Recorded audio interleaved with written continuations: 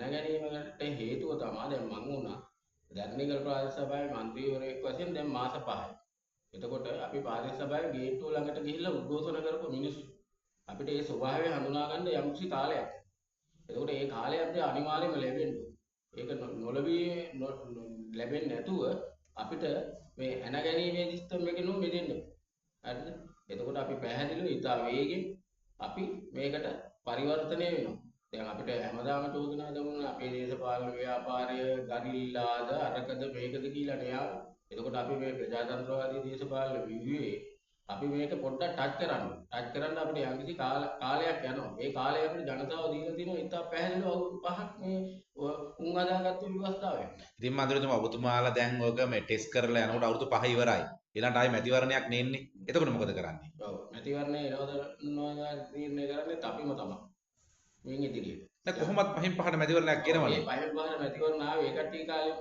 හරිද? අපි ජනතාවට සලකනවා නම් අපි ඊටාම දැන් සියලු මේ දැන්ටම අපි දීලා තියෙන උපදානන්ත අත්තත් එක්ක ඒක රටේ ජනතාවට කතා බහට ලක්ුණේ නැතු වුණාට ජනතාව ප්‍රසිද්ධිය කතා කරන්නේ නැහැ තාම අර ඒ දේශපාලනගෙන් කොපි පොතක් හරි ගන්න තියෙනවනේ තව.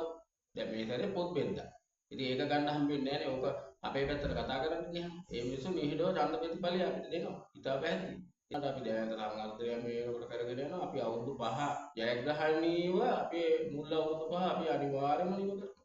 හැබැයි විපක්ෂය මේනට බලවත් වෙමින් යනවා ඡන්දයක් ඊළඟ ඉදිරි ඡන්දය වෙනුවෙන්. බලවත් වෙන ආකාරය අපි ඉදා පැහැදිලිව පේනවා මහත්තයා. බලවත් වෙන ආකාරයකට රට වටේම සෙනග එකතු කරගෙන මේ රැස්වීම කරන්නේ. ඕක අපිත් කරන්නේ. ඕක පැහැදිලිව අපිත් කරනවා. අපිට 103 ඉන්නකොට 103 6ට 4 පෙන්වන්න බෑනේ. 103ක කියන්නේ ලස්ස 3-4ක සෙනගල් ලංකාවේ ජනගණත්වයත් එක්ක. එතකොට අපිත් ඕක කරා. අපිට තරම් අත්දැකීමක් නැහැ විපක්ෂයට ඒකට. ඒක හංගල ගහන්නවත් එයාලට ක්‍රමවේදයක් එයාලා දන්නේ නැහැ. අපිත් ඕක කරා. අපි ගෝල් බේස් එක පිරුවේ ওই විදිහටම තමයි. ඉන්දියාවෙන් ගෙනාවේ නෑනේ. අපි ගෝල් බේස් එක පිරුවෙන්න මාර කැපකිරීමක් කරා. ඒකෙත් බස් එකක් ගෙනියනකොට මමත් ඒක කාර්යභාරයක් කරා. අපි සල්ලි දීලා වත් පැකට් එක දීලා එහෙම නෙමෙයි මේ ජනතාව ඇද්දි. දැන් එයාලා කරන්නේ මොකද්ද?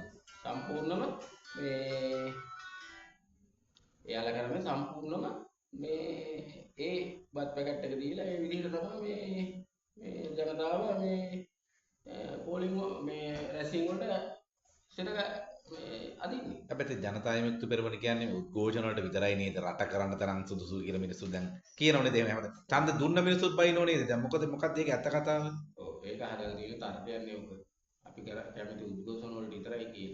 එතකොට දැන් නිකන් හිතන්න උද්ඝෝෂණයක් කරගන්න පුළුවන් විපක්ෂයක් ඉන්නවද රටේ? අපි කරපු උද්ඝෝෂණයවත් උණ්ඩ කරන්න පුළුවන්ද? ඉතාලම දියාරුණියා අපේ උද්ඝෝෂණයක තියෙන විනය බලන්න. අපේ කැපකිරීම බලන්න. අපේ ස්වේච්ඡාවෙන් ඒ උද්ඝෝෂණය කරන ආකාරය බලන්න. හොඳම දේ තමයි සුනාමි වෙච්ච වෙලාවේ අපි රතුදරුව පිටලා රටේ සෑහෙන වැඩ කරා.